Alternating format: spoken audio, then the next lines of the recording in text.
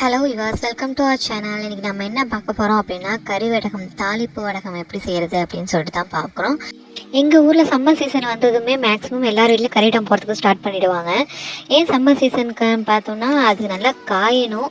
ரெண்டாவது அப்போ தான் ரேட்டும் கம்மியாக இருக்கும். 3 கிலோ 100 விற்கும், இல்லை 4 கிலோ 100 விற்கும். நாங்கள் வாங்கினப்போ 3 கிலோ 100, நல்லா பெரிய பெரிய வெங்காயமாக இருந்துச்சு. அதை லேசாக தோலை உரிச்சிட்டு அதை அரியணும். அரியக்கூடியே ஒவ்வொரு தாம்பழத்துக்கும் கொஞ்சம் கொஞ்சம் உப்பு போட்டு கலந்து வச்சுப்போம்.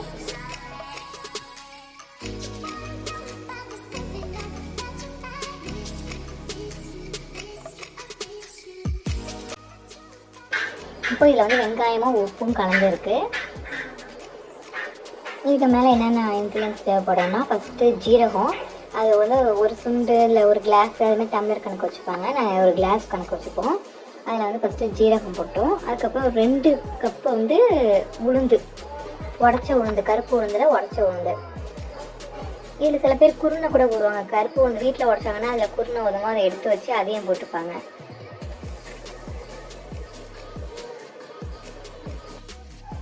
உங்களால் கருப்பு உளுந்து எவ்வளோக்கு எவ்வளோ யூஸ் பண்ண முடியுமோ அவ்வளோக்கு எவ்வளோ யூஸ் பண்ணிக்கோங்க.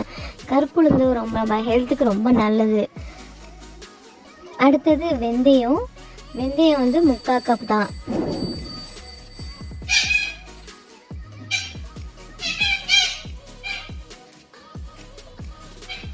கடுகு நல்லா பொடி கடுகாக இருக்கும். சில இது ரொம்ப பெரிய கடுகாக இருக்கும். பெரிய கடுகாக இருந்தால் வேணாம், பொடி கடுகாக இருந்தால் மேக்ஸிமம் பார்த்து வாங்கிக்கோங்க.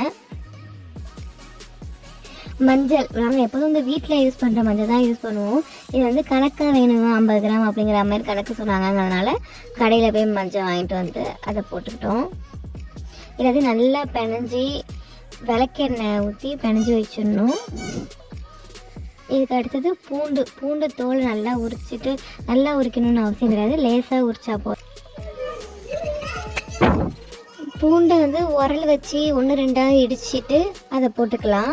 அதுக்கப்புறம் கருவேப்பிலை நல்லா கழுவி கொஞ்சம் தண்ணி இல்லாமல் அலசி தொடச்சி எடுத்துக்கோங்க. எடுத்துகிட்டு அந்த கருவேப்பிலையை சும்மா கையாலே கிள்ளி போட்டால் போதும். அதுக்கப்புறம் விளக்கெண்ணெய், இது டபுள் ஸ்வான்னு சொல்லிட்டு விளக்கெண்ணெய் வாங்கணும், சாப்பாட்டுக்குள்ளே விளக்கெண்ணெய். அதை ஊற்றி நல்லா பிணைஞ்சி வச்சுட்டு நைட்டே மூடி வச்சிடணும். காலையே எழுந்திரிச்சதும் அதை உருண்டை பிடிக்க வேண்டியதான். உருண்டை பிடிச்சிட்டு வெயிலில் வச்சு, அந்த காலத்தில் 41 நாள் காய வைப்பாங்களாம். இப்போ நாங்கள் 22 நாள் தான் காய வச்சோம். அது நல்லா காஞ்சிருச்சு.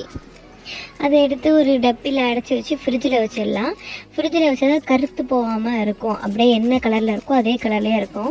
இன்னும் ரொம்ப கருத்து போகாமல் இருக்கும். அதுக்கு தான் இது சாம்பார்லாம் பண்ணக்குள்ளே லேசாக தாளித்து எண்ணெயில் போட்டு அது பொரிஞ்சு வந்துச்சுன்னா அது ஒரு நல்ல ஒரு மனம் கொடுக்கும்.